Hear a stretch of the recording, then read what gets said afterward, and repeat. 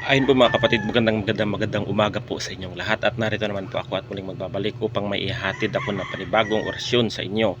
Ang orasyong ito ay orasyon sa pag-a-apply sa trabaho. Yan, bago po kayo mag-apply ng trabaho ay isasagawa po ninyo ang ritual na ito.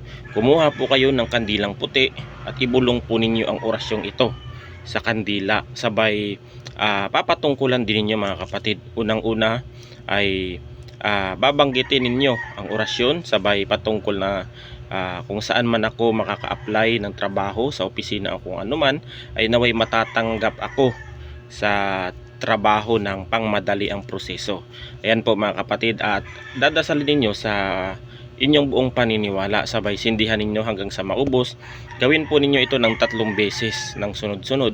At pagkatapos, kung kayo ay mag-apply at kung kayo na ay nasa opisina ng inyong a-applyan, ay usalin na ninyo ang orasyong ito.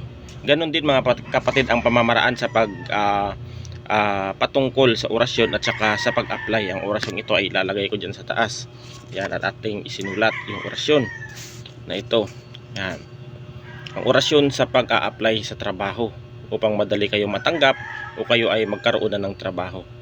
Itong orasyon: Sator Omnipotente Rex Dios Salvador del Mundo Mesias Sancto Dominus Athanatos. Yan po mga kapatid ang inyong babanggitin ng 3 beses, sabay iihipon ninyo sa inyong dibdib at saka papasok na po kayo sa opisina ng inyong a-applyan. Ayan, isinulat ko lang yung orasyon na yan, na aking orasyon na pinakatago-tago. Yan, na galing pa sa mga kakilala ko, mga kaibigang mga manggagamot, at saka humingi naman ako ng authorization sa kanila na ibabahagi ko yung mga orasyon na yan na walang bayad, at napahintulutan din naman nila na pwede naman pong ibahagi ang mga orasyon, basta gamitin lamang po sa tama at wag sa panlalamang. Ayan naman po mga kapatid, at hanggang dito na lang, at God bless us all.